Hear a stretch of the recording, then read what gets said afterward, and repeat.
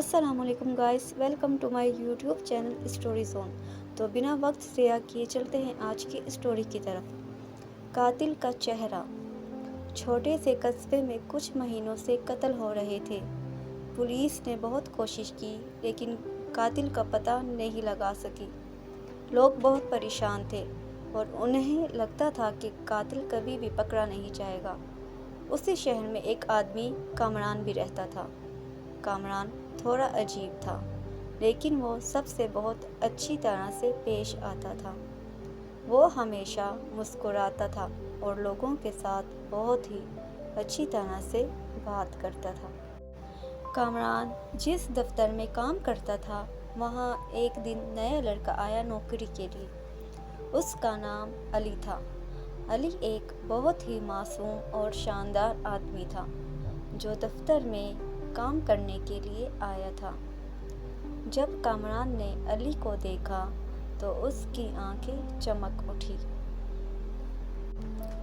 اس نے سوچا کہ یہ اب میرا شکار بنے گا۔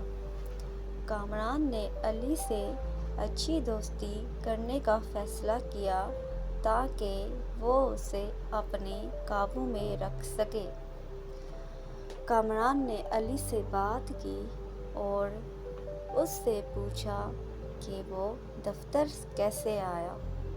علی نے کامران کو بتایا کہ وہ دفتر میں کام کرنے کے لیے آیا تھا۔ کامران نے علی کو دفتر کے بارے میں بتایا اور لوگوں سے ملوایا تو علی نے سوچا کہ کامران تو بہت ہی اچھا انسان ہے۔ وہ بہت ہی اچھی طرح سے بات کرتا تھا اور لوگوں کے ساتھ بہت ہی اچھی طرح سے پیش آتا تھا۔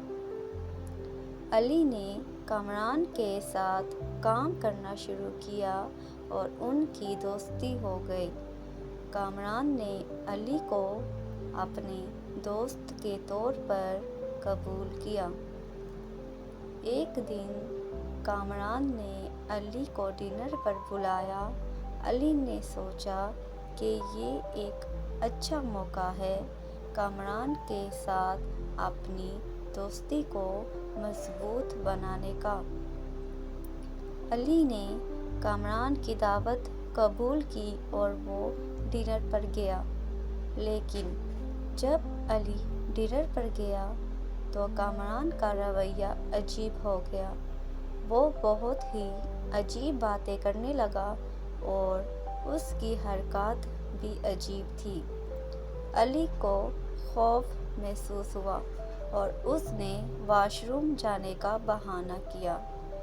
علی نے کامران کو کہا کہ وہ واش روم جا رہا ہے لیکن وہ کامران کے کمرے میں آ گیا۔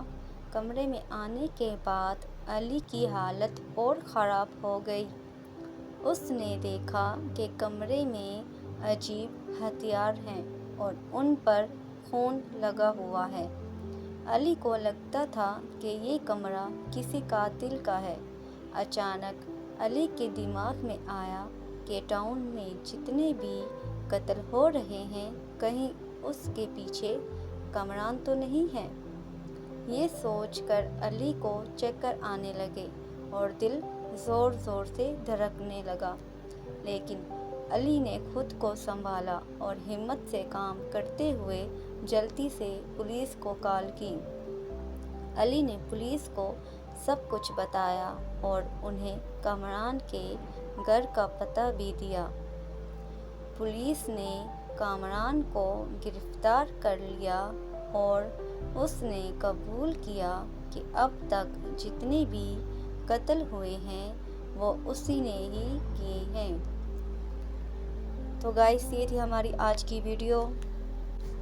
اگر آپ کو ہماری یہ ویڈیو اچھی لگی ہو تو ویڈیو کو لائک، شیئر اور سبسکرائب کرنا نہ بھولیے گا۔ ملتے ہیں نیکسٹ ویڈیو میں، تب تک کے لیے اللہ حافظ۔